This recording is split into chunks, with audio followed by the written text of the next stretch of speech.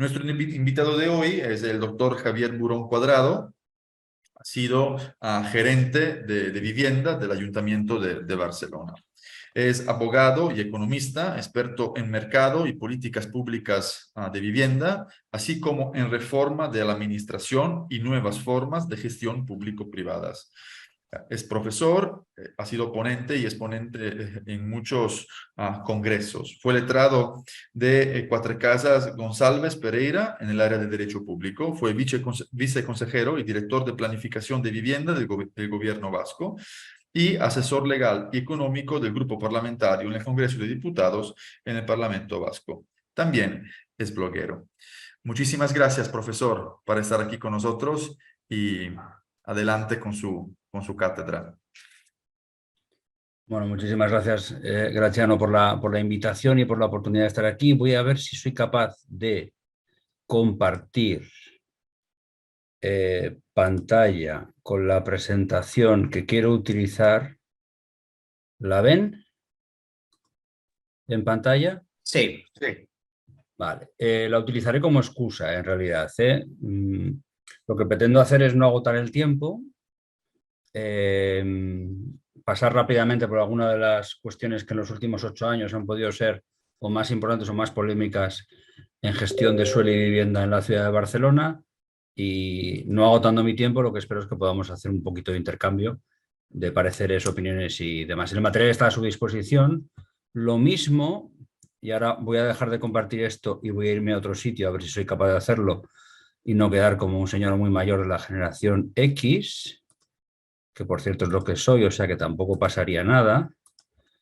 Pero aquí también se lo he enviado.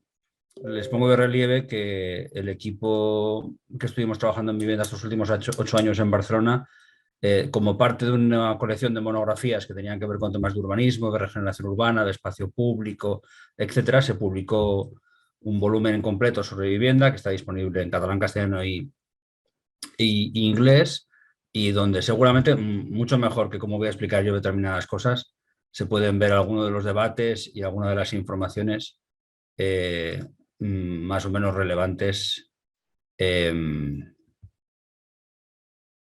Ahora me he perdido. Estoy...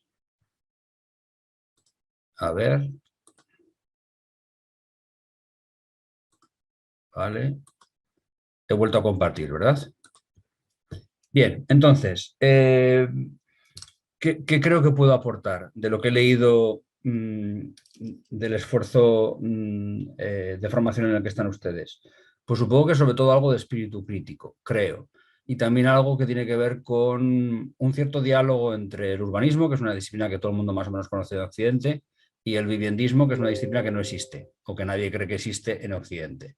Pero yo defiendo que la gestión de las políticas públicas de vivienda y también el diálogo y a veces los conflictos con el mercado inmobiliario son una disciplina específica que tiene cosas de economía, de sociología, del trabajo con servicios sociales, del trabajo con urbanismo, evidentemente, y trataré de poner en cierto diálogo esos dos conjuntos de instrumentos, los más urbanísticos y los más de política pública de vivienda.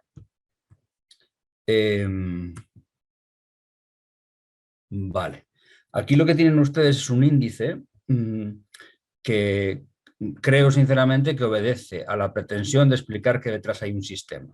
Es decir, no es un conjunto de ocurrencias o no son un conjunto de medidas que han ido ocurriendo por el camino porque era necesario atender a problemas concretos, sino que parten de un análisis de la realidad de Barcelona, que es una ciudad sometida a muchas tensiones, una ciudad que ha mutado mucho su población, 1/3 de la población ha cambiado en los últimos años, tiene la presión del turismo, la presión de los expats, de los digital nomads, hay turismo de tipo médico también, muchos inversores internacionales, commuters que tienen vivienda, dos primeras residencias en 2 lugares de Europa y una de ellas es Barcelona. Bueno, es una ciudad sometida a muchas presiones desde el punto de vista inmobiliario y obedece o trata de obedecer a ese contexto un conjunto de herramientas que tienen un cierto sentido y que les explicaré los grandes paquetes, el que tiene que ver con planificación estratégica en materia de vivienda, el segundo con la ampliación del parque de vivienda social y asequible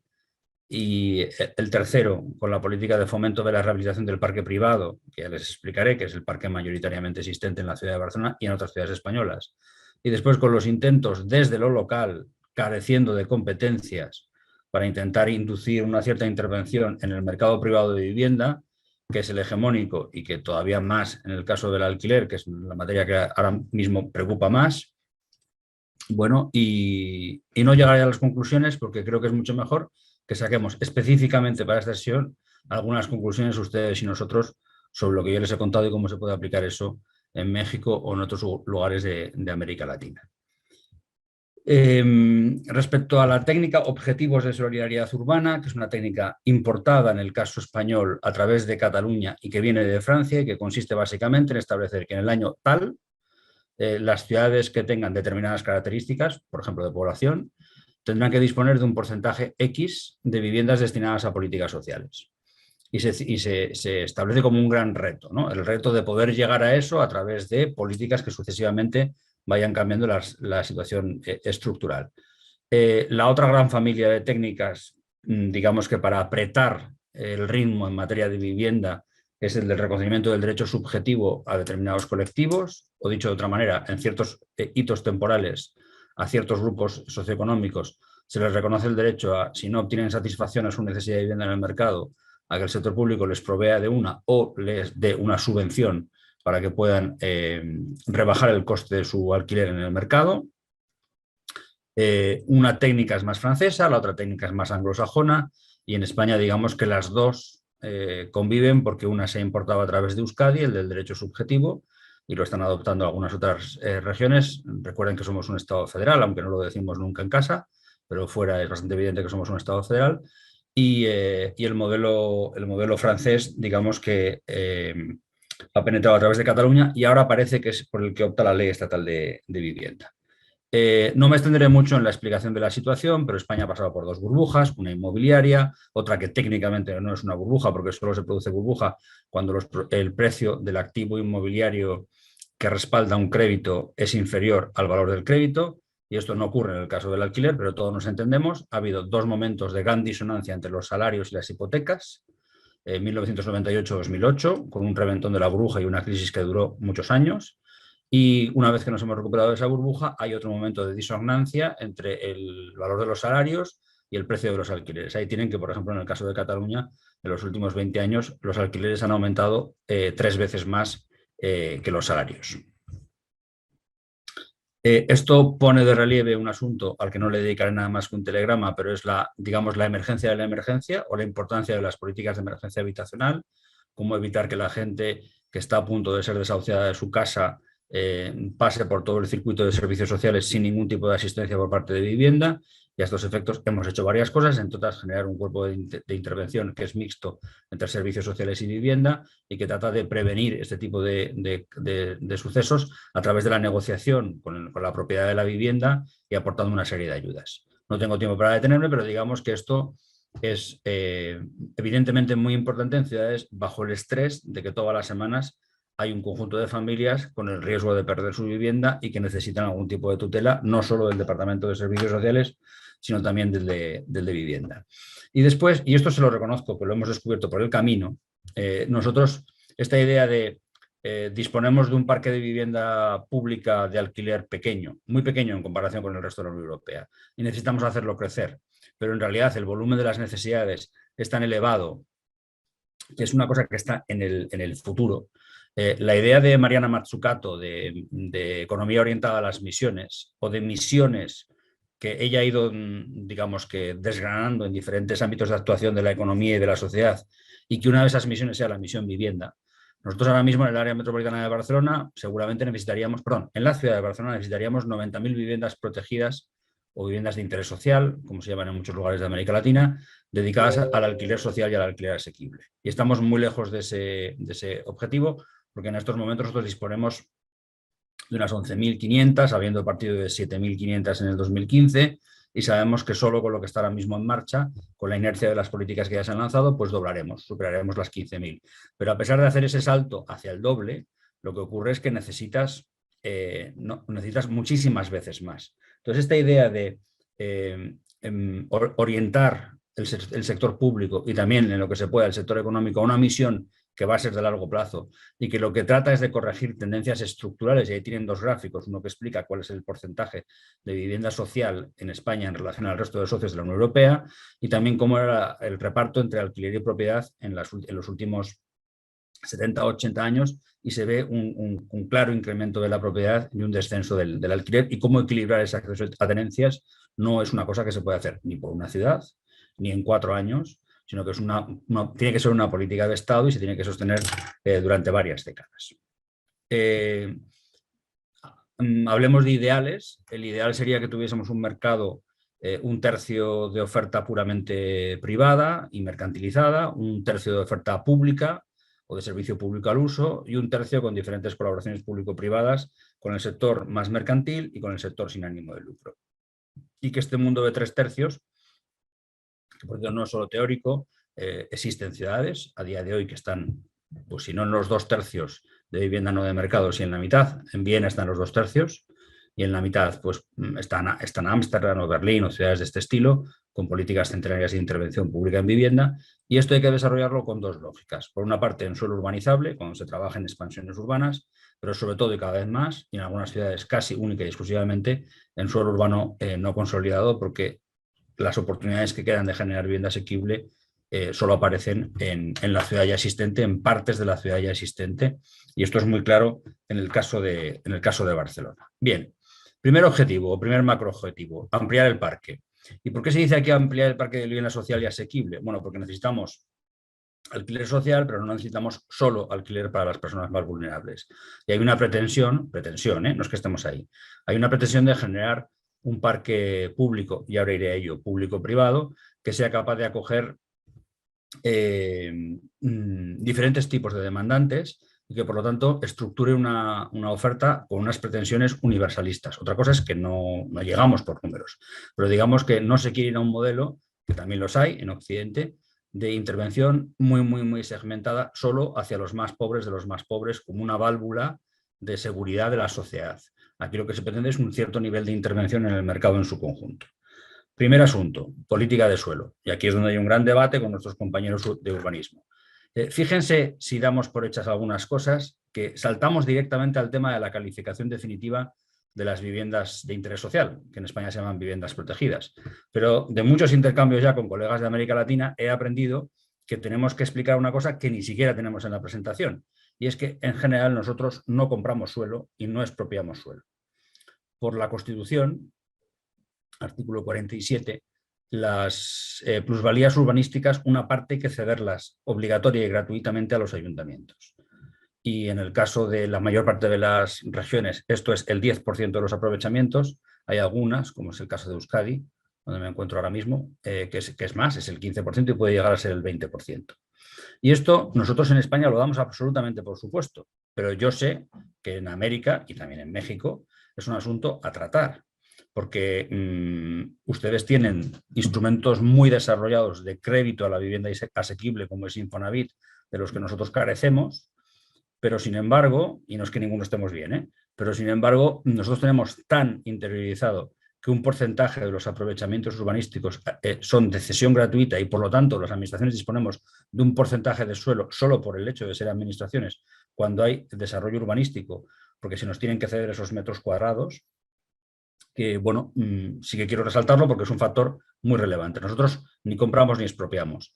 La mayor parte del suelo nos llega gratuitamente cada vez que hay un movimiento urbanístico. Bien, el siguiente asunto a tratar es que nosotros tenemos una tipología de vivienda protegida, de vivienda de interés social, que no la hemos hecho poco en las últimas décadas. Hemos hecho nada más y nada menos que cerca de 6,5 millones de viviendas. ¿Son muchas o son pocas? Bueno, somos un país de 25,7 millones de viviendas, por lo tanto, esos 6,5 millones largos son una parte muy importante de nuestro stock, y además se han producido a lo largo, desde 1956 a lo largo de todo el tiempo, pero muy intensivamente en los años 60, 70 y 80. Por lo tanto, una parte muy importante de la producción de vivienda en los últimos años es este tipo de viviendas. ¿Qué pretendía el régimen franquista? Porque es una creación de los últimos consejos de ministros o del final de los consejos de ministros de la dictadura. Bueno, pretendían acompañar el tránsito del campo a la ciudad con la generación del mayor número posible de propietarios entre obreros y el menor número posible de inquilinos. Y además también pretendían dinamizar la industria de la urbanización y la edificación y lubricar el crédito hipotecario. Objetivos que en general cumplieron. Pero el problema de todo este sistema es que ha servido a un conjunto de generaciones, pero no sirve a los demás porque nuestras viviendas de interés social, y esto en América Latina resuena, no hay ningún problema en entenderlo porque ocurre igual, se descalifican pasando un tiempo. Y habitualmente casi todas han sido de propiedad, es decir, se adjudicaron como una propiedad fuera de mercado, propiedad con unos precios específicos y con unos requisitos para acceder a ellas, pasó un tiempo, generalmente 20, 30 años, y esas viviendas se han convertido en viviendas de mercado, generalmente permitiendo una serie de plusvalías a sus propietarios, que en nuestro caso generalmente han sido boomers, o las generaciones que más intensivamente accedieron a VPO y vivieron en ellas y después se han descalificado y las han podido vender, han sido boomers. Pero claro, esto es un problema para el resto de generaciones, porque básicamente lo que haces es construir un stock, y de esto queríamos hablar en la sesión, ¿verdad? Generar una infraestructura colectiva, residencial, asequible, que todo esto es innegable, ¿eh? Y cuando se tiene un debate con la gente de estas generaciones es muy difícil sacarles de ahí, que es verdad que para estas generaciones fue funcional, pero como quiera que después todas esas viviendas, de esos 6,5 millones de viviendas, a día de hoy las administraciones públicas solo disponemos de 380.000 para su alquiler, es decir, una parte residual. Bueno, este modelo de intervención no es útil para el resto de generaciones que necesitan un nuevo modelo de intervención. Y una de las formas de ir cambiando el modelo de intervención es que las viviendas protegidas que se produzcan no se puedan descalificar. Ya hay 4 comunidades autónomas en las que vive el 20% de la población de España que están bajo este régimen. Se empezó hace más de 20 años en Euskadi y son Euskadi, Navarra, Cataluña y Baleares. E incluso se han dado una serie de pasos legislativos en la nueva Ley Estatal de Vivienda, la ley 11-2023, pero de momento todavía este no es el sistema generalizado. Y este es un tema clave, importante, y creo que es un tema para diálogo con todos los colegas de América Latina. Los millones de viviendas de interés social que se están construyendo en estos momentos en un montón de países de América Latina, todos están diseñados para ir inmediatamente al mercado. Y hay que hacer una reflexión sobre si ese es el modelo funcional, que es verdad que permite acceder al crédito hipotecario, a la propiedad formalizada, a ciertos circuitos de consumos, a una serie de personas, pero hay que pensar en qué les va a pasar a sus hijos y a sus nietos, porque nosotros ya estamos en el problema de los nietos y advertimos de que el problema es muy grave. Bien, paralelamente a esto ha habido un debate sobre la técnica reservas de suelo para vivienda protegida, que es una técnica que empezó a andar en España en los años 80 y que consiste en que cuando el planeador urbanístico local marque partes de la ciudad o del municipio para su expansión, cuando gestione suelo urbanizable, una parte de ese suelo hay que dedicarlo a viviendas de interés social, que en nuestro caso se llaman viviendas protegidas. Pueden ser para venta, pueden ser para alquiler. Generalmente eran para venta hasta la fecha, ahora empieza a haber un cierto cambio. Las reservas entraron a través de Euskadi. Hubo todo un debate constitucional sobre si afectaban a la libertad de empresa, al derecho de propiedad, etcétera. Fueron bendecidas por nuestro Tribunal Constitucional siempre y cuando se aprobasen por leyes, no a través del planeamiento. Y el momento actual es el siguiente. Es una técnica bastante generalizada en todas las comunidades autónomas, hasta el extremo de que en la Ley Estatal de Vivienda, ya desde hace unos años, hay unas reservas mínimas. Las comunidades autónomas pueden tenerlas más altas. Y esas reservas se han tocado en Cataluña en los últimos años y se ha ido al 40%, tanto en suelo urbanizable como en suelo urbano no consolidado. Y además y digamos que este es el siguiente paso de innovación, se ha hecho que la mitad de esa reserva obligatoriamente tenga que ser para vivienda protegida de alquiler, porque voluntariamente el mercado, si le impones una reserva solo para vivienda protegida sin más, lo que produce son VPOs de venta, no producen viviendas protegidas para alquiler. Y la administración pública necesita que el sector privado haga una parte también de este trabajo. Y después podemos debatir si esto acaba con la rentabilidad de las operaciones o no, que ya les adelanto que no. Lo que hace es reducir el margen de beneficio del industrial y, sobre todo, erosionar el valor residual del suelo, del patrimonialista, pero no tanto de toda la gente que interviene en la cadena de valor. Debate interesante que digamos que ahora está llegando a la ley estatal, porque la ley estatal de vivienda, la 11/2023 que les acabo de citar anteriormente, establece unas reservas mínimas que además contienen, la mitad de ellas son reservas mínimas de alquiler. Es decir, que digamos que la técnica catalana se ha importado ahora a nivel estatal. Tema central y tema que a mí me parece que es para debate y para compartirlo con colegas de América Latina, porque las viviendas de interés social en sus diferentes denominaciones son una figura bastante habitual y además suelen acabar en el mercado. Continúo con otro asunto que todavía es más polémico y es ¿qué hacemos en las ciudades o en los tejidos urbanos que tienen poco suelo urbanizable, que están bastante agotados y que básicamente las operaciones que se van a hacer dentro de la ciudad no son operaciones urbanísticas, donde lo que se cambia es el espacio público, las dotaciones, los sistemas, etcétera, sino que son operaciones edificatorias, se trabaja edificio a edificio. Y según la teoría liberal urbanística clásica, esos edificios ya habían contribuido hace 50, hace 100 o hace 150 años a las cargas y a los sistemas que hubiese que aportar, y a día de hoy están gratis et amor en el centro de la ciudad, y si se recualifican desde el punto de vista económico no tienen por qué aportar nada. Bien, aparte de que es bastante evidente que determinadas fincas tienen un precio determinado como consecuencia del plusvalor que genera la acción del mercado, de la sociedad y del Estado, es decir, no lo generan endógenamente, sino por la situación en la que están y lo que ha ido ocurriendo alrededor. Tenemos el problema de que en ciudades donde ya no quede suelo urbanizable ni urbano no consolidado, lo que no se pueden utilizar es la figura que les acabo de decir anteriormente, la reserva de suelo para vivienda protegida.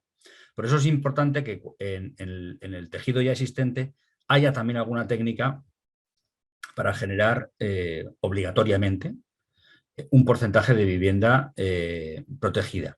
Que aquí ha habido todo tipo de polémicas. La técnica que se utilizó es modificar el planeamiento, el Plan General de Barcelona, siguiendo previsiones de la ley catalana de urbanismo, que ahora están refrendadas también por la ley estatal de vivienda, que obliga a, en determinadas operaciones, concretamente cuando se generen más de 600 metros cuadrados de techo nuevo, a construir un 30% de las viviendas resultantes que sean viviendas protegidas. Son viviendas protegidas propiedad del promotor privado, que las puede vender o alquilar, aunque también hay un derecho de adquisición preferente por parte de la administración y podemos comprárselas. Bien, la técnica ha sido muy polémica, ha estado en las últimas elecciones, el nuevo alcalde tiene la indisimulada vocación de, si pudiese eliminarla, pero lo que creo es que va a hacer es modificarla, retocarla, flexibilizarla, y aparece también un debate que creo que está presente en algunos estados de América Latina, de lo que yo conozco, de lo poco que yo conozco, sí sé que estuvo muy presente en los últimos gobiernos progresistas locales brasileños, en el gobierno de Dilma, que es el tema de la monetarización. Cómo en vez de producir un determinado porcentaje de vivienda protegida, que además lo puede comprar la administración, cómo poder sustituir esa obligación por monetarizar, que es una fórmula que todos sabemos, bueno, por lo menos los que operamos y los que gestionamos presupuestos públicos, sabemos que está abocada al fracaso porque hay criterio de caja única en todas las administraciones y los ingresos que entran no van a ir a vivienda. O no están marcados finalistamente. Van a una bolsa común y después se presupuesta lo que se tenga que presupuestar en vivienda. Tema muy relevante, a mi modo de ver, para ciudades muy colmatadas y ciudades incluso para no tan colmatadas, porque en principio es mucho mejor reestructurar el espacio que ya has entropizado que seguir expandiéndose. Y eso que el modelo, en el caso de España, es relativamente denso en comparación con otros. Bien, he tocado todo lo que tiene que ver con la materia prima, que como ven no solo es suelo, sino también es vuelo, no solo es suelo en expansión, sino es derechos edificatorios en el vuelo ya existente. Y ahora vamos al tema, si esa materia prima existe, ¿a qué hacemos con ella las administraciones públicas? Y básicamente lo que hemos hecho en los últimos años son algunas cosas muy clásicas a nivel europeo y otras un poco más innovadoras a nivel español, probablemente no tanto a nivel europeo. Y es intentar lanzar un programa de producción de vivienda protegida. Recuerden, el 10% de los suelos nos llegan gratis, una vez que hay planeamiento urbanístico. Y nos hemos dedicado a hacer, bueno, nos hemos inventado estos nombres, pero es para andar por casa, es para entendernos. Hacemos promoción directa cuando utilizamos el Instituto Municipal de Vivienda como promotor de edificios que destina en un 80% al alquiler, la mitad de ellos alquiler social, la mitad alquiler asequible y un 20% derecho de superficie. Y hay un programa de producción de unas 6.000 unidades, un poco más de 6.000 unidades, que va con retraso respecto a lo que estaba planificado, pero que ya se han entregado 1.500 viviendas, que hay 2.000 y algo en obras ahora mismo, y hay otro paquete de 2.000 que están los proyectos redactándose y están financiados. Con lentitud, como casi todo en la administración, pero esas 6.000 unidades se acabarán terminando. Y les insisto, hay este mix de 80% de alquiler, 20% de derecho de superficie, que quiere decir que el suelo es siempre público, que a los usuarios a los que se las adjudicamos pagan un precio por vivir durante 75 años en ellas y que pasado ese tiempo esas viviendas pasan a ser propiedad pública y se consolida su ley vuelo o se puede volver a reconstituir el derecho de superficie. Esto no es especialmente innovador. Esto es bastante la europea y en nuestro caso, si se quiere, el derecho de superficie lo hemos copiado de periodos anteriores de la ciudad de Barcelona y del gobierno vasco. Sí que es verdad que una parte de lo que hemos intentado hacer, más o menos el 8% del total de las viviendas con las que estamos trabajando, se ha intentado trabajar con técnicas industrializadas, un poco de todo, contenedores, mucha madera, y la pretensión es, a pesar de las dificultades legales para licitar obras en este sentido, intentar que no distingamos progresivamente entre promociones industrializadas y vamos a llamarles ordinarias. Aquí tienen algunos ejemplos, lo de antes eran contenedores, lo de abajo es madera, este edificio, si no me equivoco, ya está terminado. Pero seguramente donde hemos tipológicamente innovado más es en la reflexión sobre que nosotros solos no vamos a poder, que hay que generar un ecosistema de proveedores de vivienda social y que hay que crear el mayor número posible de compañeros de viaje. Y aquí les debo decir que no hemos sido, o sea, que hemos intentado abarcar todo lo posible y hemos tenido una estrategia con las entidades sin ánimo de lucro, cooperativas y fundaciones, y otra estrategia con las entidades con ánimo de lucro, empresas mercantiles. Con las primeras, cooperativas y fundaciones, hemos hecho 3 fases distintas. Ha habido acuerdos bilaterales piloto para generar edificios en régimen cooperativo en cesión de uso, es decir, cooperativas en las que nadie es propietario de una vivienda, sino que es propietario de un porcentaje de acciones del capital de una sociedad. Y esto da derecho a vivir en la vivienda y utilizar los espacios comunes, pero no a la propiedad específica de una vivienda en concreto. No hemos inventado nada, hemos estudiado bien el modelo uruguayo, hemos estudiado bien el modelo holandés y danés y hemos hecho nuestra síntesis catalana. Aquí el papel de la administración es aprovechar que hay un tejido social fuerte y tratar de poner el mayor número de medios a disposición. Como digo, hicimos 2 acuerdos piloto, hicimos 2 rondas de licitaciones competitivas de las que aprendimos mucho.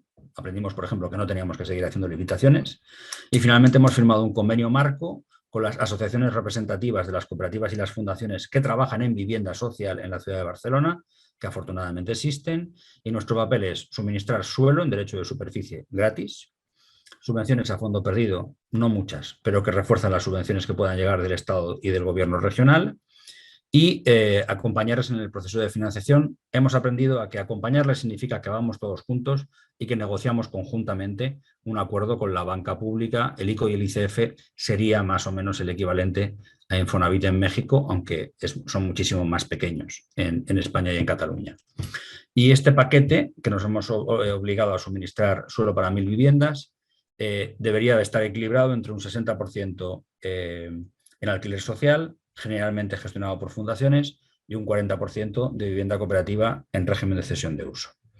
Es un acuerdo que ha costado poner en marcha, pero una vez que se instala esta capacidad operativa en la ciudad es muy difícil pararla, porque ya hay 100 y pico familias viviendo en varios edificios y porque los edificios son visitables, ganan premios de arquitectura y los propios cooperativistas son promotores de la idea de que este sistema vaya a más. Aquí tienen un mapa del suelo donde tenemos un mapa de la ciudad donde aparecen suelos puestos a disposición. En realidad, entre las 3 fases, ahí salen 29 suelos para 1.045 viviendas, pero entre las 3 fases, las 2 de licitaciones competitivas, los 2 proyectos piloto y el convenio de SAL, estamos un poco por encima de las 1.250 viviendas, que para nuestros estándares es una prueba a un tamaño ya bastante importante. Paso al siguiente proyecto de promoción delegada, que puede parecer radicalmente opuesto, aunque nuestra tesis es que las estrategias bottom-up y las estrategias top-down en algún momento se podrían llegar a conectar, y es una empresa público-privada, propiedad a partes iguales entre 4 socios, 2 públicos y 2 privados. Los 2 públicos somos el área metropolitana de Barcelona y la ciudad de Barcelona. Los 2 privados son 2 empresas mercantiles, Neinor y Cebasa, que ganaron el derecho a comprar el 50% de las acciones de la compañía en un proceso de licitación muy largo y muy complicado. Y la novedad de esta empresa no es que sea una empresa mixta con capital público y privado, que tenga la obligación de construir 4.500 viviendas y que las destine al alquiler de vivienda protegida por tiempo indefinido. Digo que no es su mayor novedad porque, bueno, hay cosas parecidas en el ámbito europeo, pero su principal novedad, a nuestra forma de ver, es la igualdad entre el capital público y el privado. Nosotros no gestionamos la sociedad, que se hace con medios de las compañías privadas, pero en el Consejo de Administración estamos en pie de igualdad, 50-50. Aportamos el suelo, aportamos el 50% del capital social y respaldamos el 50% del endeudamiento. Por lo tanto, si la sociedad tiene beneficios, el 50% de los beneficios son nuestros. Otra cosa es que el sector público los reinvertirá en vivienda, pero no sigue el esquema habitual de la concesión administrativa. Se pone un suelo a disposición de un privado, si gana dinero, fenomenal, se lo queda todo. Si pierde dinero, la concesión la rescata la administración y te quedas con el marrón. Esto tiene que ver, y lo hemos aprendido por el camino, con esto que Mariana Mazzucato llama colaboraciones público-privadas simbióticas y no parasitarias. Bueno, creemos que las dos, tanto el convenio ESAL, donde por cierto me he olvidado antes de comentar que el 50% de los beneficios que obtengan cooperativas y fundaciones, una vez devueltos los créditos, hay que aportarlos a un fondo común, y que tenemos la pretensión de generar un community land trust entre todos los socios públicos y privados. Tanto el convenio SAL como Habitatge Metropolis Barcelona, que es esta mercantil, obedecen a esta lógica de colaboraciones público-privadas simbióticas y no parasitarias. Y no estoy muy conectado al debate en México, pero de lo poco que estoy, sí que tengo la sensación de que hay gente buscando fórmulas para que pueda haber colaboraciones sanas entre capital público y privado y que sean sostenidas en el tiempo. No digo que estas sean perfectas, pero digo que son las que estamos ensayando y seguramente se pueden tomar como ejemplo para cosas buenas y malas. Bien, otra cosa que ha sido novedosa y que seguramente ha venido para quedarse es que a donde no se llega construyendo, se puede llegar comprando, con programas públicos de compra de vivienda. Y esto tradicionalmente se había podido hacer solo en el caso de las viviendas protegidas.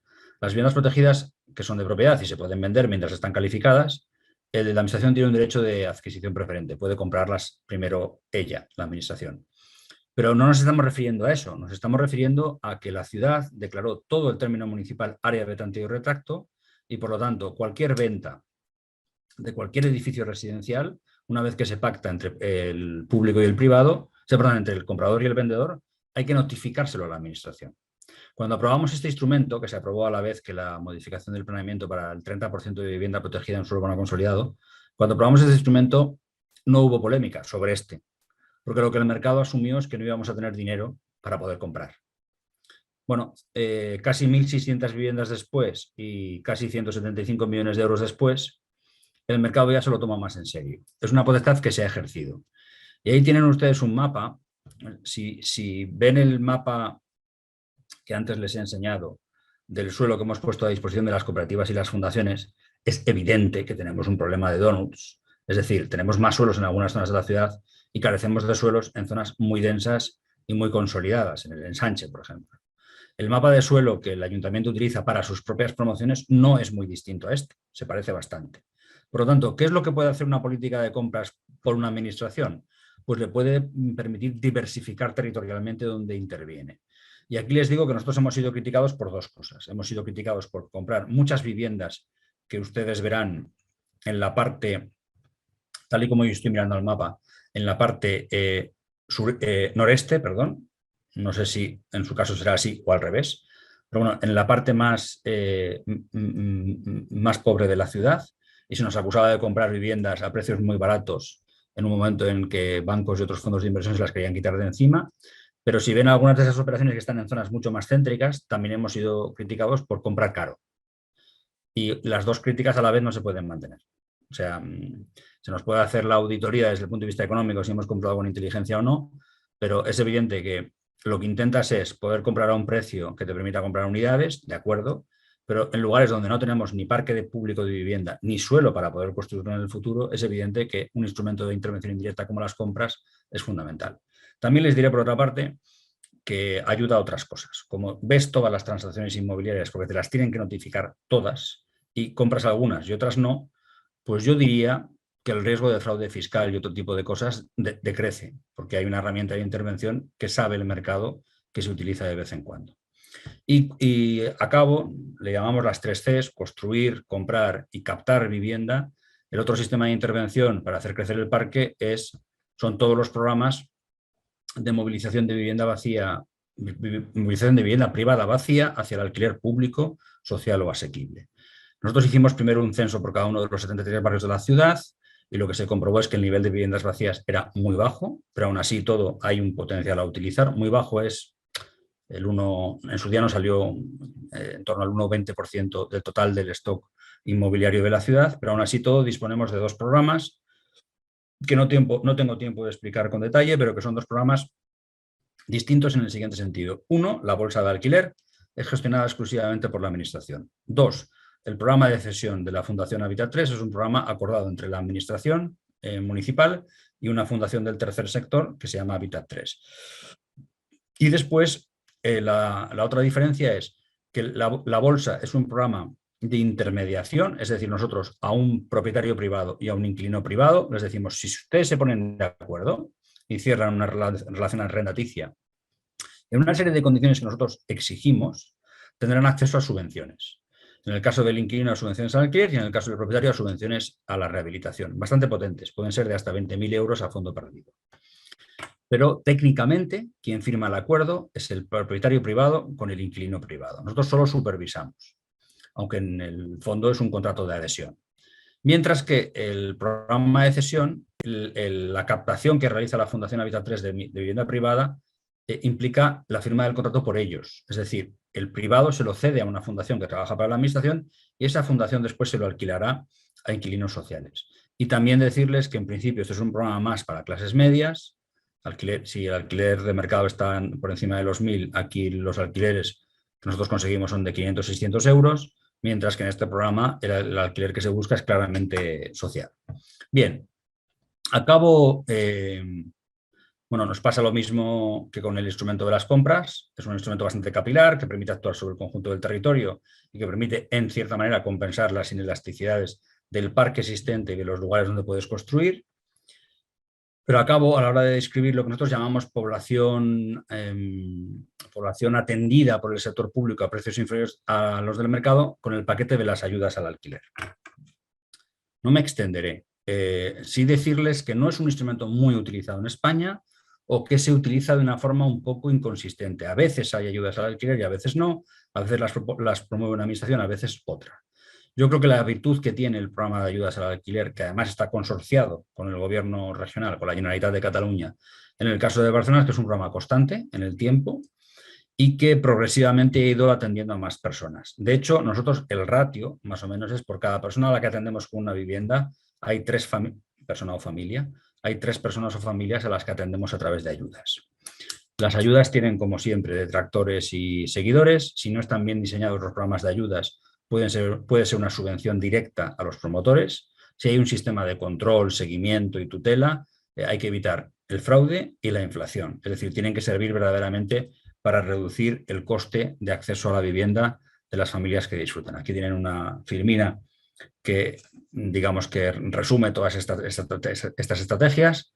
Construir, comprar, movilizar más el parque de ayudas, o sea, más las ayudas, implica un conjunto de familias viviendo fuera de lógicas de mercado. Nosotros hemos pasado de cubrir al 12% de la población inquilina de la ciudad al 17%, no es mucho, pero también es un momento en el que la población inquilina de la ciudad ha pasado del 30% al 40%. Es decir, hemos incrementado la cobertura en un momento de expansión fuerte. Paso a algo que podría parecer completamente distinto y que es mucho más arquitectónico y que tiene mucho más que ver con la economía y con bienes, etcétera, pero que nosotros hemos intentado hacerlo hasta cierto punto un instrumento territorial y un instrumento que segmenta socialmente, que son las ayudas a la rehabilitación de parque privado, que, como les he explicado, es el parque mayoritario en la ciudad de Barcelona, porque hay muy poco parque público.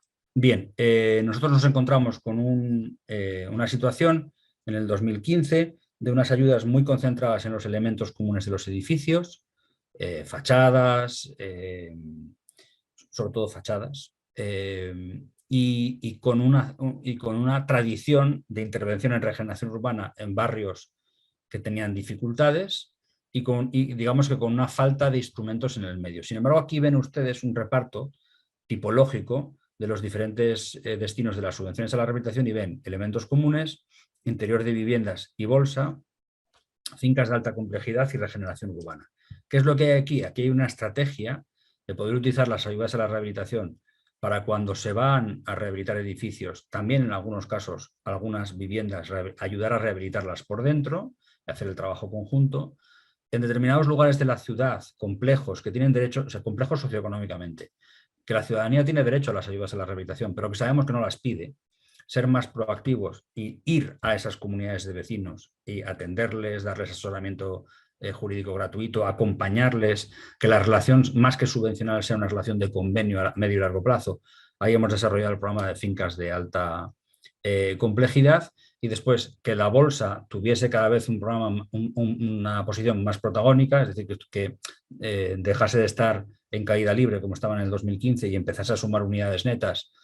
También nos hizo reflexionar sobre el hecho de que las ayudas a la rehabilitación en interior de viviendas que se pusiesen a disposición de la bolsa era relevante y de hecho hay una cierta conexión entre las dos políticas. Sin más, lo que les dejo es esta idea de una política muy generalista, muy de medicina preventiva, muy aplicada sobre todo a la ciudad, que sin abandonarlo completamente hemos ido mutando hacia una política que está más segmentada social y territorialmente, que ahora con la llegada de los fondos Next Generation que vienen de la Unión Europea y que están completamente centrados en eficiencia energética, supondrá un nuevo desafío. Cómo no abandonar todos los objetivos que teníamos hasta la fecha, accesibilidad, equilibrio territorial, justicia social y además añadirle el tema de la eficiencia energética, gran reto. Y no tengo tiempo para explicarles los debates que tenemos ahora sobre si depender solo de subvenciones a fondo perdido es inteligente como estrategia de fomento de la rehabilitación en parque privado y si no deberíamos de también, que es mi tesis, combinar eso con beneficios fiscales, con financiación blanda y lo mismo que les he hablado de generar vehículos público-privados para la creación de obra nueva de alquiler social y asequible, creemos que se deberían de estar creando vehículos público-privados para el fomento de la rehabilitación en parque privado. Y acabo con el tema probablemente más polémico de todos, pero que para mi sorpresa debo de reconocer que se ha socializado bastante y que hay un nivel de consenso dentro de la polémica. Hay un cierto porcentaje de la población que cada día lo ve con menos temor. Y es, nosotros haciendo todo este esfuerzo, la pregunta que nos hacíamos es, bueno, si lo hacemos de maravilla, ¿a cuántas familias podemos cubrir? Bueno, pues podemos pasar de 7.500 familias en parque público de alquiler a 11.500, que serán el día de mañana más de 15.000, fenomenal. Podemos pasar de 10.000 familias que reciben ayudas al alquiler a 30.000, muy bien, y podemos mantener ese volumen de unas 10.000 viviendas que reciben ayudas a la rehabilitación al año y que además esas ayudas a la rehabilitación son cada día más sociales. Extraordinario, está muy bien, ¿eh? Pero eso significa que no llegas a la mayor parte de la población. La ciudad tiene 1.700.000 habitantes, 650.000 primeras residencias, y la cuota de mercado es el 40% del total de los residentes. Por lo tanto, la mayor parte de la población se te escapa. Y el mayor problema está, como decía al principio, en la disonancia entre salarios y precios de alquiler. Bueno, ¿qué hicimos en este campo? Poniendo mucha cara de tontos al principio. No digo que no lo fuésemos, pero también poníamos cara de tontos. Lo primero que dijimos es, bueno, hay un problema en el mercado de la vivienda porque los suministradores de información son siempre privados. Y nosotros estábamos convencidos que data mastering es market shaping. El mercado de vivienda es un mercado en el que los precios se forman de manera psicosocial. Cuando determinados prescriptores tienen la capacidad de decir constantemente que ciertas cosas van a ocurrir o que están ocurriendo, esas cosas acaban ocurriendo. Y nosotros lo que no queríamos es ser pasivos en ese mercado de información y de ser prescriptores de calidad. ¿Qué es lo que hicimos? Bueno, hemos generado un observatorio de vivienda metropolitano con el conjunto de administraciones que actuamos en materia de vivienda en Barcelona, el gobierno de la región, el metropolitano, la Diputación y nosotros mismos para producir fuentes, para tratar todas las fuentes ya existentes y para generar series estadísticas en temas en los que nos estaban investigando. Y posteriormente hemos desarrollado una cátedra de vivienda con las 4 universidades que tienen sede, 4 universidades públicas que tienen sede en la ciudad de Barcelona. La idea es tener datos de calidad y poder estudiarlos.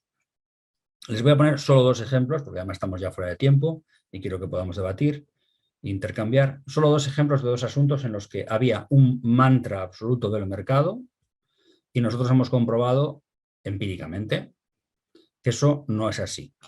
Uno de los mantras es: la oferta de alquiler está muy atomizada y los oferentes de alquiler no son profesionales. Y la mayor parte de la gente, si no todos, los oferentes de alquiler son personas que son propietarios de 2 viviendas, viven en una y ofrecen en alquiler otra. E incluso se había creado este mito de la abuelita. La abuelita que alquila su vivienda para poder completar su pensión y poder llegar a final de mes. Que obviamente abuelitas habrá que tengan una pensión modesta y una vivienda de alquiler y complementen sus ingresos. Seguro que los hay. Pero los estudios del observatorio lo que han dado, lo que han demostrado es que hay un porcentaje en manos de operadores de mercado, porque gestionan 3 o más viviendas o gestionan 10 o más viviendas. Les recuerdo que el alquiler medio en Barcelona está por encima de los 1.000 euros al mes y quien opere con 10 viviendas pues obtiene 10.000 euros de ingresos en función de si tiene las viviendas pagadas o no, si está pendiente un crédito hipotecario o no, y si tiene que rehabilitar o no, tendrá más o menos ingresos. Pero estamos hablando de un negocio. Bueno, lo que nos salió es que el 40% del mercado estaba en manos de gente que ofrecía 3 o más viviendas de alquiler, y de eso un 10% en manos de entidades que ofrecían 10 o más. ¿Eso es un mercado concentrado? No, no es un mercado concentrado, pero no es un mercado totalmente atomizado, donde prácticamente no hay operadores mercantiles. Y lo que sí es un mercado en concentración, porque según vayamos midiendo esto a lo largo del tiempo, bueno, ¿ha quedado lugar esto en Cataluña? Pues al debate sobre la categoría de los grandes tenedores. Y si los grandes tenedores, sean más grandes o más pequeños, que eso es otro debate, tienen que tener un tratamiento legislativo diferente al de un propietario de una sola vivienda que la ofrece en alquiler. Y el otro asunto en el que el tema del control de los datos ha sido muy importante es en el de la regulación de los precios del alquiler de mercado, que hace 10 años era un tabú en España. Y que nosotros básicamente lo que hicimos fue estudiar el modelo, hemos estudiado varios modelos, pero estudiamos sobre todo, o más intensamente, el modelo francés y el modelo alemán. Llegamos a la conclusión de que sin un indicador público que mida el comportamiento de los precios de alquiler en el mercado, el comportamiento real, no el comportamiento que le gustaría a la administración que ocurriese en función de cuál es el nivel de salario, sino lo que está ocurriendo en el mercado, sin un indicador de calidad, después era imposible generar 3 niveles de efectos. 1, si tienes un indicador de cuál es el precio medio del alquiler en tu ciudad, no subvencionas a ningún propietario que alquile por encima del precio medio. Primer asunto, no polémico. Digamos que pasó por el debate ciudadano sin mayor problema. Solo se subvencionan, por ejemplo, en rehabilitación, a las viviendas que estén por debajo del indicador oficial que mide los precios del alquiler. Segundo asunto, poder ponerle, como ocurre en Alemania y en Francia, unas bandas de fluctuación a los precios del alquiler. Esto sí que es mucho más polémico. Y el tercer asunto es poder limitar los precios de los alquileres en función de el precio del contrato anterior y el precio cumulativamente, el precio del contrato anterior y el precio del indicador. Bueno, todo esto que parecía ciencia ficción en el 2015, 16 y 17, sin embargo, ahora ya no es un debate. Es decir, en Cataluña durante 18 meses estuvo en vigor la Ley 11/2020, ley catalana, declarada inconstitucional por el Tribunal Constitucional sin estudiarla, por un tema competencial. Dijo, se puede hacer esto, pero hace falta una ley estatal. Pero durante 18 meses nosotros hemos visto lo que ha ocurrido. Es decir, podemos dialogar con la doctrina económica que toda, o la mayor parte de ella, dice un sistema de control de precios implicará reducción de la oferta, aumento de precios y economía sumergida. Bien, los estudios que se van haciendo y que se están publicando en revistas indexadas no apuntan precisamente a eso. Aquí tienen un estudio que habla de un decrecimiento del precio del 6% y de unos efectos no apreciables sobre la oferta, aunque nosotros el estudio que utilizamos siempre es el del propio observatorio. Y el observatorio comparó 40 municipios sometidos al control de alquileres con 32 que no lo estaban, y comprobó un incremento de precios en los que no lo estaban del 4,1 y una reducción del 7% de los que sí estaban sometidos a control de precios, y un comportamiento de la oferta bastante parecido, un crecimiento del 7,2 o del 6,9. El periodo de vigencia de la ley básicamente coincide con el post-COVID, con el principio del post-coronavirus, con lo cual es normal que una oferta que se retrajo después se extendiese. Pero lo de los precios sí que fue una sorpresa que fuese tan drástico y tan desde el principio. Bien, me quedo aquí. Me quedo aquí con una reflexión más sociológica, y es ¿por qué es tan importante el tema este del control de precios? Tiene una razón de ser generacional, y es, si todas las administraciones públicas españolas estuviesen haciendo el esfuerzo que ha hecho en los últimos años la ciudad de Barcelona, cosa que no ocurre, algunas por falta de medios y otras por motivos ideológicos, porque no creen que es esto lo que hay que hacer. Pero si todas las administraciones públicas estuviesen haciendo esto, aún así todo, tardaríamos bastantes años en tener una oferta social y asequible, pública y público-privada, que fuese sistémicamente relevante, porque generar ese stock cuesta mucho tiempo y mucho dinero. Entonces, el debate del mientras tanto es clave. Entonces, a los boomers, que es una generación importante, son unos entre 9 y 10 millones de personas en España, y que tienen el poder, claramente, pero que, bueno, irán cada vez siendo más mayores y teniendo una posición menos preponderante, a los boomers este asunto les preocupa muchísimo, porque ellos tienen su problema de vivienda, ellos como generación, y ellas, hay de todo, pero tienen su problema de vivienda sustancialmente solucionado, y además, en general, son estos oferentes no profesionales de vivienda para alquilar en las ciudades. Mi generación, que es la que está un poco en medio entre los boomers y los millennials, la generación X, bueno, básicamente casi todos nos hemos librado de la bomba de relojería de la burbuja hipotecaria. Hubo gente que no, pero bueno, en términos generales hemos salido adelante. Pero de millennials para abajo, millennials, centennials y demás, el asunto es que tú no les puedes decir, bueno, haremos crecer la oferta social y asequible, tardaremos 15, 20 o 30 años y el problema se va a solucionar. Pero se lo vamos a solucionar, tenemos la duda de si se lo vamos a solucionar o a tus hijos o a tus nietos. Esto no se puede decir, o por lo menos a mí no me parece decente decirlo. Hay que hacer algo en el mientras tanto. Y el mientras tanto es un asunto que solo se puede gestionar con dos tipos de instrumentos. Las ayudas al alquiler, que ya hemos comentado anteriormente, y estos sistemas que no reducen los precios de alquiler. Lo que hacen es limitar su crecimiento. Les ponen un techo y permiten un cierto alivio en situaciones de extremada tensión.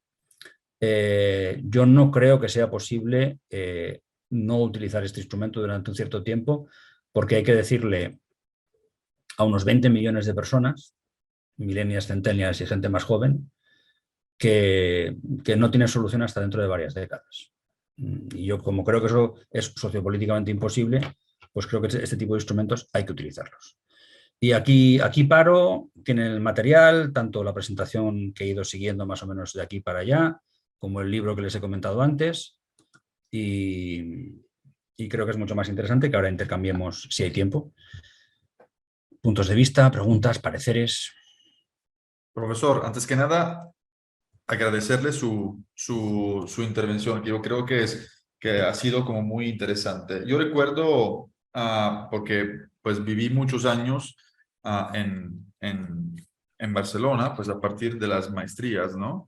Pero cuando explotó, ¿no? Todo este tema, pues, de la burbuja inmobiliaria, ¿no? Del 2008, ¿no? Y todos los problemas que luego se generaron, ¿no? La verdad era muy triste ver todos los días, pues, leer los periódicos o los telediarios, ¿no? De todo lo que sucedía con esos temas, pues, de los desalojos, ¿no?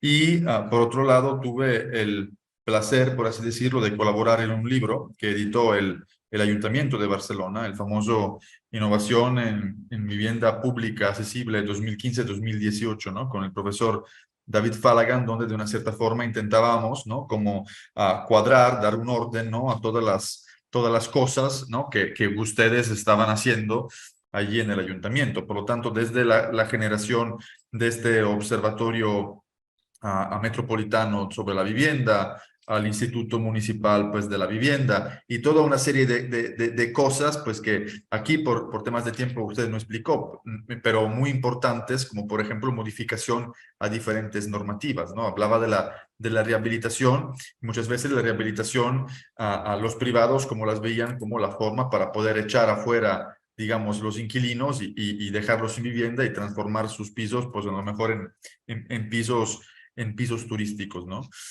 Yo creo que es muy interesante tener, ¿no? Como esta visión como muy compleja, ¿no? De este mundo, desde el punto de vista incluso de la administración, porque también nos hace entender cómo al final lo de la vivienda colectiva, y eso es muy importante remarcarlo, sobre todo en esta realidad, no es simplemente el proyecto de un edificio, sino que es un proyecto mucho más amplio, donde interviene el arquitecto, digo, en el momento en el cual se tiene que diseñar, pues, proyectar un edificio, el urbanista, etcétera, pero tiene que ver con la sociedad entera, ¿no? Con la forma de vivir que queremos, con el tipo de sociedad que queremos, digamos, ser de una cierta forma, ¿no? A lo mejor nos gustaría ser un determinado tipo de sociedad, no lo vamos a llegar a ser ahora, ¿no? Pero mientras tanto lo tenemos que trabajar para que algún día nuestros hijos o nuestros nietos, digamos, podrán, ¿no? Podrán tener estas cuestiones, ¿no? También me gustaría agregar a su presentación, profesor, como ha sido también interesante descubrir, ¿no? Que ustedes implementaron, aparte del tema pues de actuar, ¿no? Diferentes dimensiones. Ok, no podemos producir más de tanto número de vivienda, ¿no? Por un temas de presupuestos, de suelo, etcétera, pero vamos a ver qué pasa con la rehabilitación, vamos a ver qué pasa con el censo de vivienda vacía, pero remarcar también la labor que hicieron con la generación, por ejemplo, de la famosa USER, ¿no? De la unidad contra contra ¿cómo se llaman? Los desalojos, ¿no? Entonces, toda esa serie de abogados, digamos, y de trabajadores sociales que intervenían, digamos, para evitar todos estos desalojos, ¿no? O la implementación, por ejemplo, de las demás estrategias. Usted enseñó, ¿no? Estas fotografías de estas viviendas, digamos, con contenedores, ¿no? Los APROPs, ¿no? Los alojamientos temporales de proximidad o otras estrategias como las ATRI, ¿no? Les voy a hacer una pregunta, ¿no? A lo mejor un poco ingenua, ¿no? Pero claramente estos tipos de políticas para resolver pues, un problema tan grande, ¿no? A lo mejor deberían de venir muchas del Estado central, que claramente tiene un poder económico, digamos, mucho mayor de lo que puede tener un ayuntamiento o una comunidad autónoma, pero también necesitan tiempo, ¿no? En una legislatura, a lo mejor en un mandato, pues no, se pueden empezar, pero claramente pues necesitan tiempo para poderse rodar, ¿no? Para ver cómo funcionan y ver los efectos y luego pues seguir haciéndolas, ¿no?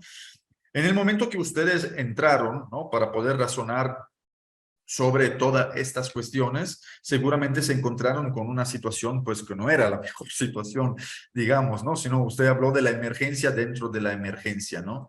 Entonces le quería preguntar así, ¿cómo se dio todo este abanico, por así decirlo, de opciones, ¿no? De estrategias, ¿no? ¿Cómo fueron elaborando, ¿no? Claramente estudiando, pero cómo fueron elaborando todas estas cuestiones ya para luego ser incisivos, ¿no?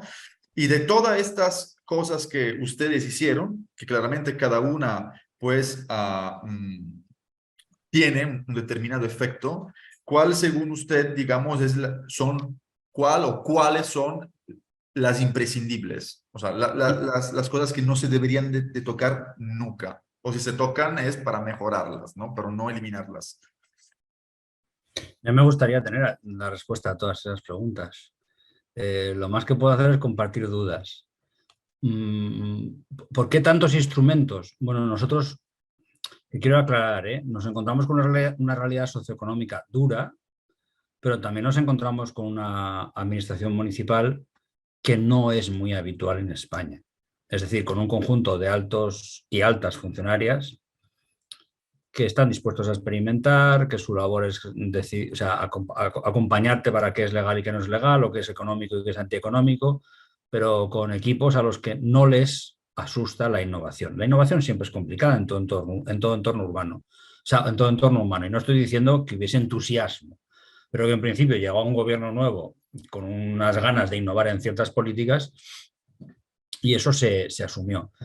Seguramente nosotros hemos ido manejando varias tensiones. Una tensión es, si solo trabajas en emergencia habitacional o te centras demasiado en emergencia habitacional, por muy bien intencionado que seas, bien desde el pensamiento religioso, bien desde el político, lo que estás haciendo es taponar constantemente una catarata de agua o una herida. Estás taponando constantemente heridas, pero no estás generando recursos, sistemas, infraestructuras que permitan que el día de mañana no se den esas situaciones con tanta abundancia. Con lo cual nosotros hemos tenido que hacer esa dialéctica entre la emergencia y lo estructural.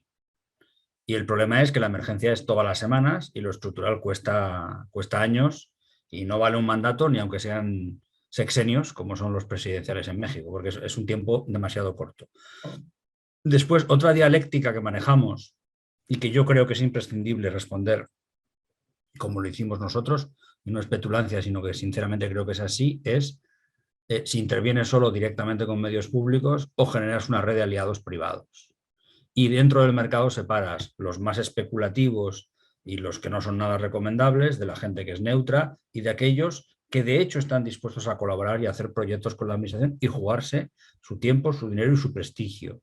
Y yo creo que esa dicotomía, claro, no me atrevo a decir si esto en México o en otros estados de América Latina funciona así, porque no tengo el suficiente conocimiento, pero yo diría que es casi seguro que la administración sola tampoco puede atender a estos retos y tiene que generar aliados con líneas rojas que no se deben de sobrepasar. En nuestro caso era esto de que las cooperaciones público-privadas fuesen simbióticas y no parasitarias, que en nuestro caso, por ejemplo, significa no vender suelo, que el suelo público sea siempre público, que si hay inversión pública y privada participemos de los beneficios, que las viviendas que se generen sean permanentemente viviendas sociales y asequibles, no especulativas.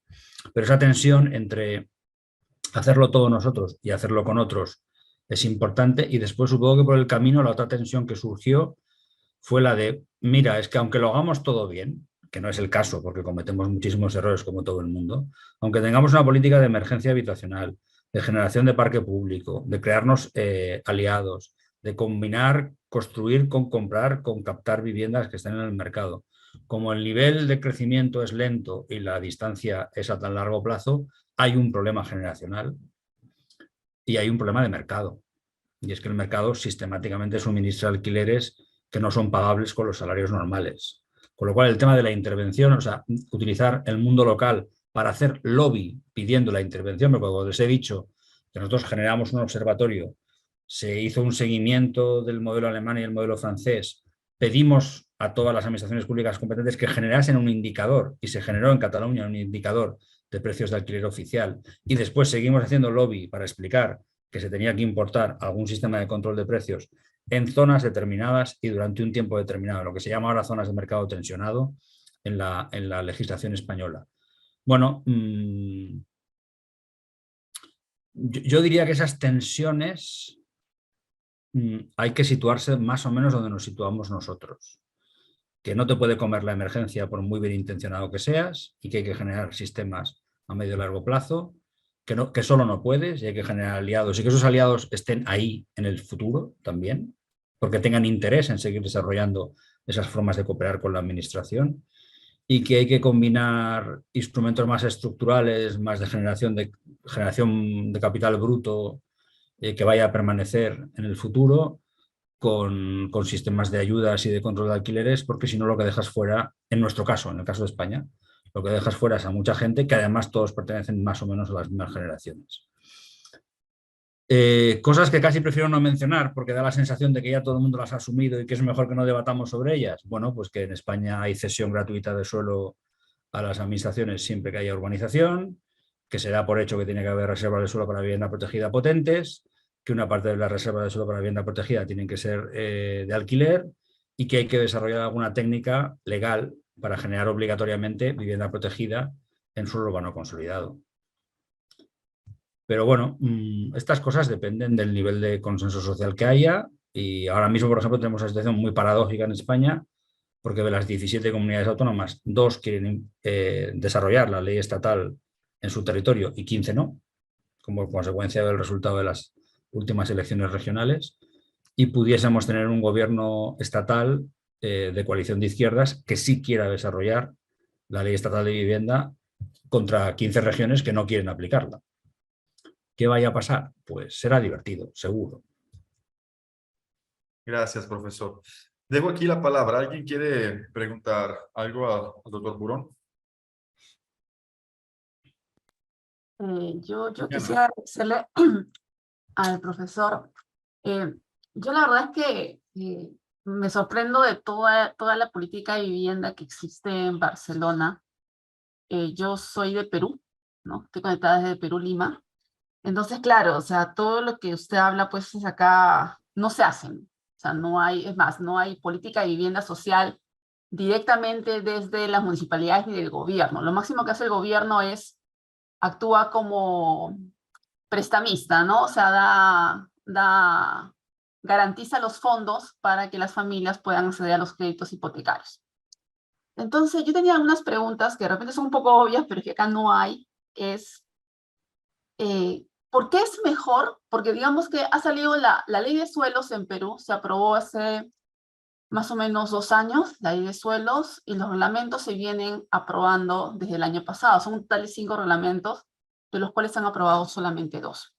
Dentro de esos reglamentos está la nueva política de suelos que va a regir a nivel nacional. Y también está el tema de vivienda de interés social. Entonces, ¿por qué es? Y claro, la vivienda de interés social ya salió publicada y tiene una serie de normativa nueva que todavía no se está aplicando, ¿no? Y no se puede aplicar tampoco porque todavía falta reglamentarla. Yo tenía algunas dudas, porque ¿qué ha pasado en estos últimos años? Y le cuento más o menos cómo es el panorama en Lima, ¿no? Había una política de vivienda de interés social del Estado o del Ministerio de Vivienda para promover la vivienda de interés social, pero para que el privado, o sea, el privado de por sí, compre un terreno privado y este privado invierta y genere vivienda bajo un estándar de precio, que no supere un estándar de precio para que sea vivienda de venta. No existe vivienda de alquiler no hay política de vivienda de alquiler, no hay ley de vivienda de alquiler aquí. Entonces no se genera vivienda de interés social para alquiler. No existe bueno, ya existe con la nueva norma, pero todavía no se ha aplicado. Entonces, ¿qué es lo que ha pasado? Ha pasado que el inmobiliario, primero que el ministerio, lo único que hacía para fomentar la inversión del inmobiliario era le daba mayor flexibilidad en los parámetros urbanísticos. O sea, yo aquí puedo construir 5 pisos, pero si tú me haces una BIS, vivienda de interés social, pues te doy 7 pisos. O te permito menos área libre. Entonces, claro, ha habido un boom de vivienda de interés social, entre comillas, porque se ha dado en la parte céntrica de la capital, que no necesariamente es las áreas que demandan la BIS. O sea, si bien en Perú y en Lima hay mucho déficit de vivienda, hay un déficit de vivienda de lo que es vivienda de interés social para la gente de estrato social más bajo, que es la B, pero también hay un déficit de la vivienda social para estratos más altos, que son la C y la B de repente, ¿no? Entonces, al final estos esfuerzos del ministerio se han ido a paliar el déficit de vivienda del sector medio-bajo y no de los más bajos, porque el inversionista ha decidido invertir en las zonas más consolidadas de la Lima moderna, y no se ha ido a la periferia. Entonces, ¿por qué? Porque en la periferia no les negocio parece poder invertir. ¿Cómo ustedes han afrontado esa? El inmobiliario, porque ¿cómo hacen que el inmobiliario invierta en determinadas zonas donde se necesita? Es una pregunta. ¿Y cómo garantizan ustedes la calidad, sobre todo la calidad de la vivienda de interés social que hace el privado? Porque lo que está pasando aquí es que la calidad no es buena, porque lo que se busca es, el inmobiliario lo que está buscando es, claro, ganar la mayor cantidad de dinero a la hora que hace su proyecto. Entonces, se hacen proyectos con una mala calidad, se generan unidades o edificios de 200 unidades de vivienda, que son prácticamente barrios, y que no tienen, pues, áreas comunes, o sea, no tienen ningún tipo de comercio en los primeros pisos. O sea, lo que terminan haciendo es cargan mucho más las áreas ya consolidadas de Lima y no generan ningún tipo de equipamiento, porque obviamente las municipalidades no están generando equipamiento, porque acá las municipalidades no ganan nada teniendo una vivienda de interés social. O sea, nada. O sea, yo voy, hago mi edificio en pleno centro de Lima, Lima moderna, no centro de Lima, hago mi edificio de 30 pisos, meto a 200 personas, 200 departamentos, que son 800 personas, no hago nada de equipamiento, genero una mayor demanda o un déficit de equipamiento en la zona y claro, nadie tiene dinero para hacer el equipamiento. Y esa es, digamos, la cantaleta de todos los alcaldes de las municipalidades, ¿no? Me están metiendo vivienda de interés social en mi distrito y no tengo equipamiento. Entonces hay una guerra interna aquí en que yo no quiero vivienda de interés social, bueno, y ese es otro problema, ¿no? Que no se está queriendo vivienda de interés social en Lima Moderna o Lima Centro o Lima Top, porque la política considera, o los políticos consideran de que ese tipo de viviendas debería estar en la periferia y no en Lima Moderna. Entonces, creo que son muchas preguntas, pero no sé si por lo menos me pueda responder algo. Son unas cuantas preguntas. Yo no me sé bien la ley DUS, que es la ley a la que usted hace referencia, y solo conozco uno de los dos reglamentos. Y no conozco lo suficientemente bien la realidad del Perú como para tener una respuesta. Pero yo le voy a hablar de nuestros errores y de nuestros aciertos desde los años 50 del pasado siglo. Y yo creo que en alguno de nuestros errores y aciertos puede haber alguna cosa de interés para intentar evitar los errores y para copiar alguno de los aciertos, porque también alguno hemos tenido. Bueno, la forma de no tener que discutir sobre si va a haber BIS en un sitio o BIS en otro es que haya BIS en todos. Punto. Por planeamiento. O sea, si el planeamiento urbanístico autoriza una expansión, un mayor número de viviendas en una zona de una ciudad o autoriza la expansión y la generación de un nuevo barrio, eso en España no se debate. La ley te obliga la ley estatal, te obliga una serie de leyes autonómicas y te obligan leyes de vivienda, de urbanismo, de planificación del territorio. Entonces, cada vez que se vaya a hacer vivienda hay que hacer un porcentaje de BIS, te guste o no, punto. Y si no, no haces las viviendas libres. Esto es verdad que en algunos sitios lo que produce es que los privados se retrasen en la ejecución de unas viviendas y se adelanten en otras. Pero bueno, con no dar licencias, con que el ayuntamiento diga, mire usted, tiene que hacer tantas BIS y tantas viviendas libres, o me presenta la petición de licencias de todas, o no tendrá las licencias primero del jamón y después del hueso. Tiene que ir todo a la vez. Esto es más fácil decirlo que hacerlo, pero nosotros hemos tenido cierta disciplina en relación a eso. Es decir, tenemos muchísimos defectos, pero no hemos generado barrios tipo las banlieues de Francia llenas de HLMs, muy mal comunicadas por transporte público y con un montón de población en riesgo de exclusión social toda concentrada. Si uno ve dónde están las viviendas de protección oficial españolas, verá que hay en todo tipo de barrios, porque a partir de cierto momento, cuando se ajustó la legislación de ordenación del territorio, la que hace la lectura macro del territorio y de los usos del territorio a nivel nacional y regional, la legislación de urbanismo autonómica, en nuestro caso, y después el planeamiento urbanístico local. En España no es posible hacer un nuevo sector de expansión de un pueblo, de una ciudad, y decir que vas a poner toda la BIS en un sitio y nada en otro. No es posible, es ilegal, no se puede hacer. Y hay una cierta disciplina al respecto. Después también hay ordenanzas de diseño y calidad para la vivienda libre y a veces, aquí hay de todo, hay comunidades autónomas que tienen ordenanzas adicionales para la vivienda de interés social, para las BIS, y no son menos exigentes. Son igual de exigentes y a veces, cosa que a mí tampoco me parece bien, a veces son hasta más exigentes. Entonces, bueno, exige un cierto nivel de cohesión institucional y de disciplina, pero después también, claro, no hay que engañar a nadie. Exige recursos, por una parte, porque el problema de las viviendas sociales no es que haya que hacer viviendas sociales. Es que si las viviendas son de nivel D, esa población necesita asistencia social también. Si son de nivel de C, pues un poco menos. Y si son de nivel B, supongo que nada o casi nada. Por lo tanto, seguramente, otra cosa inteligente es que haya varias tipologías de vivienda de interés social, que creo que la ley DUS lo ensaya. No son todas iguales, hay varios subepígrafes. Y entonces que generes unas viviendas claramente deficitarias, es decir, que las tiene que pagar la administración, para que vivan a largo plazo población con recursos bajos, pero que a determinados grupos de población que están en una situación progresivamente un poco mejor, les puedes pedir un esfuerzo mayor. Por eso les decía yo antes que nosotros estamos mezclando vivienda de alquiler social, que sería su D, vivienda de alquiler asequible, que sería su C, más o menos, y viviendas en derecho de superficie, donde el comprador, porque estas sí las vendemos la vivienda, no el suelo, el comprador compra el derecho a vivir en esa vivienda 75 años. Y ese comprador paga más de lo que nos cuesta a nosotros producir la vivienda. Y entonces lo que generamos es un esquema de subsidios cruzados. Hay productos públicos que tienen superávit, que ayudan a financiar productos públicos que tienen pérdidas. Pero bueno, ya le digo que no soy un experto en la ley DUS, pero creo recordar de lo que leí que introducía lo de la cesión obligatoria de plusvalías para los ayuntamientos. Y esa es una herramienta poderosísima que ya le digo yo, por todos los errores que hemos cometido en España en 70 años, que es una herramienta a vigilar. Pero claro, si constantemente a la administración pública le dan el 10% de los suelos libres de cargas, limpio de polvo y paja, de todos los desarrollos urbanísticos nuevos que haya, eso es muchísimo dinero en suelo.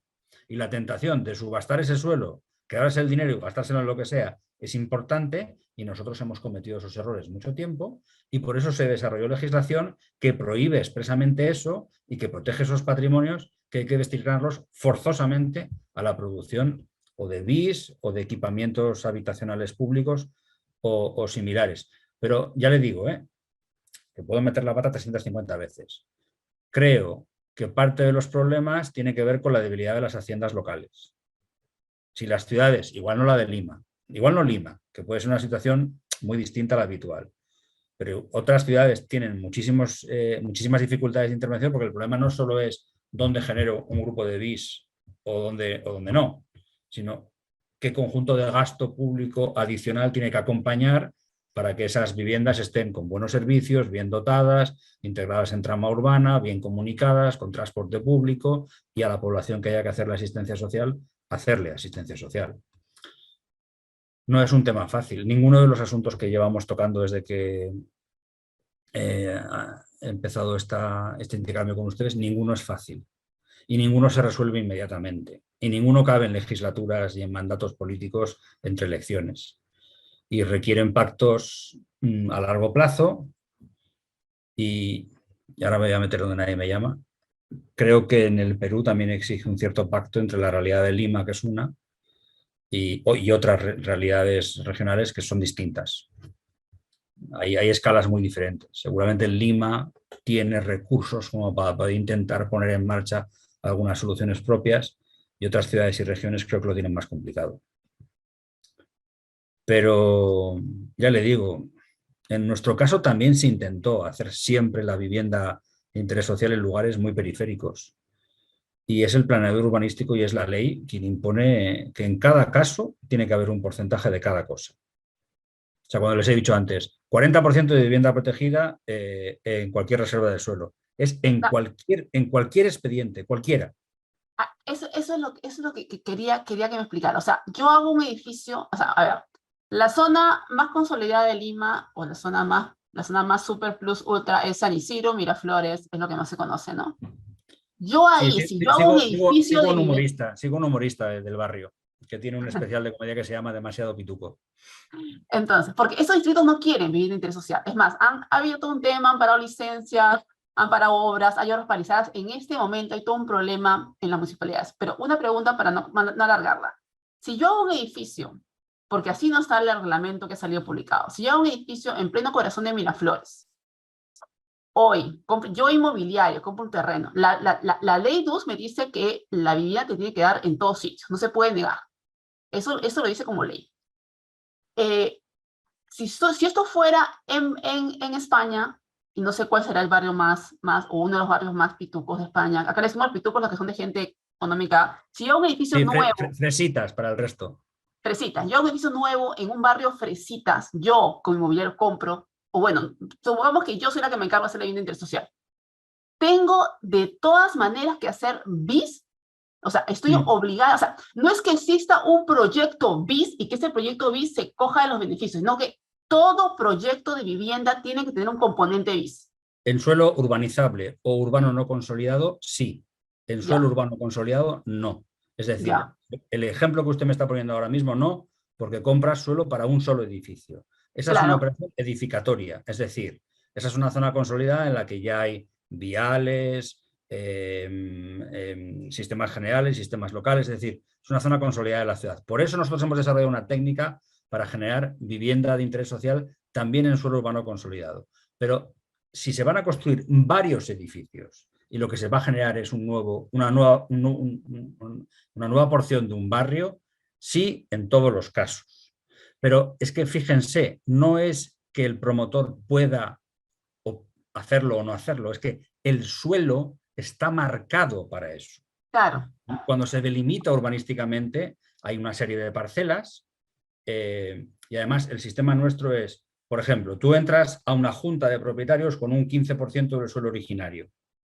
Vas a salir de esa junta con el 15% de los derechos edificatorios. Y si en ese ámbito hay que hacer vivienda de mercado y vivienda de interés social, si no dices nada, te vas a quedar con el 15% del suelo para la vivienda de interés social. Si quieres evitar quedarte con el suelo para vivienda de interés social, lo tendrás que permutar con otros. Y entonces, como la vivienda de interés social, el suelo tiene un valor menor, porque lo que se hace encima tiene un precio tasado, y tú permutas metros cuadrados de vivienda libre con metros cuadrados de vivienda de interés social, el que se quiera quedar con la vivienda de interés social se quedará con muchos metros a poco precio. Y el que se quiera quedar con vivienda libre se quedará con pocos metros a precio alto. Pero todo el mundo entra al reparto, un privado cualquiera, si entra a la Junta de Compensación con el 15% del suelo, saldrá con el 15% de los derechos edificatorios. Y si no hace nada, se llevará una parte en vivienda libre y una parte en vivienda protegida. Lo que habitualmente ocurre es que las administraciones públicas queremos todo el suelo de vivienda de interés social y lo permutamos con privados. Pero en nuestro sistema, los privados producen vivienda de interés social. Por cierto, el nombre asusta mucho. Vivienda de interés social, vivienda de protección oficial. En la ciudad de Barcelona se puede vender a 2.666 euros el metro cuadrado. El metro cuadrado, el precio medio del metro cuadrado en Barcelona son 5.000 euros. Y en un barrio pituco serían 7, 8 o 9.000 euros el metro cuadrado. La vivienda protegida, por supuesto que es una vivienda más barata, pero no es una vivienda a pérdidas. Y quien compre una vivienda protegida en Barcelona tiene que pagar 150 o 160.000 euros. Es decir, si es vivienda de interés social en propiedad, es para su grupo B, no es para CES ni para DES. Otra claro. cosa es que la administración nos la quedemos y la alquilemos. En ese caso sí, en ese caso es para BES, para CES y para DES. Por eso digo que si el municipio de Lima tuviese muchos recursos económicos disponibles para ello, pues igual tampoco tenía tal problema. Lo más inteligente es repartir lo más posible las poblaciones de diferentes niveles socioeconómicos y no hacer guetos. Eso lo sabemos todos, todos. Entonces, si lo sabemos, desde el diseño del suelo hay que intentar implantarlo. Otra cosa es que es políticamente muy complicado, porque supongo que en Miraflores pues puede haber una No hay revolución. suelo, claro, ya no, el suelo es zonas consolidadas, ¿no? Y no existe Bueno, no existe. y si hubiese suelo porque hubiese algún derribo y de repente quedase algún día un problema. Yo les he perdido. ¿Y nos escucha, profesor? Sí, pero no hay video. Se ha quedado detenido. Bueno, ¿Sí nos Ahí escucha, les he profesor? perdido. Ahora les he recuperado. Ok. ¿Alguien más que quiere preguntar algo al profesor Burón? yo una pregunta, rapidita, no me mates. ¿Cuál es la densidad en Barcelona? No la sé. ¿Ves? La respuesta es rapidita. No la sé. Sí, tenemos densidades máximas. Yo no soy arquitecto, he estudiado Ah, Derecho y Economía. Tenemos densidades máximas, pero como el planeamiento tiene diferentes etapas históricas, sí sé que las densidades son diferentes y que uno de los debates entre urbanistas es que algunos de los últimos barrios tienen densidades excesivamente bajas. Y también hay un debate en Barcelona, lo que pasa que no se dice tan abiertamente como en Lima, sobre el density bonus. O sea, si usted me hace más vivienda de interés social, yo le permito más metros cuadrados de techo. ajá. El debate que hay es que los espacios de oportunidad que tiene la ciudad se meta más intensivamente vivienda de interés social, pero que es lo mismo, es el density bonus de toda la vida de Dios. pero es los tejidos más consolidados de la ciudad, no sé darle el guarismo, pero tienen densidades muy altas porque el ensanche de Barcelona es un tejido bastante denso. Y los barrios más modestos de la ciudad lo son todavía más. Con lo cual supongo que tenemos densidades relativamente altas. No sé si en comparación con Lima, pero sí en comparación con la mayor parte de las ciudades de América Latina. Bueno, profesor, muchísimas gracias por su intervención. Al final sí lo logramos, ¿sí? Ha sido un placer, les agradezco mucho, ¿no? Sabiendo también su situación que está como en mudanza, pero al final pues sí se logró, ¿sí? Muchísimas gracias por haber pasado este tiempo con nosotros y por haber compartido pues este aspecto, ¿no? de la vivienda colectiva con digamos, la experiencia, ¿no? que ustedes han desarrollado, ¿no? En el Ayuntamiento de Barcelona y en el área metropolitana. Creo que va a ser muy útil volver a reescuchar, volver a escuchar esta plática, porque nos ha dado muchos puntos de reflexión. Muchísimas gracias, profesor. Muchísimas gracias a ustedes por la invitación.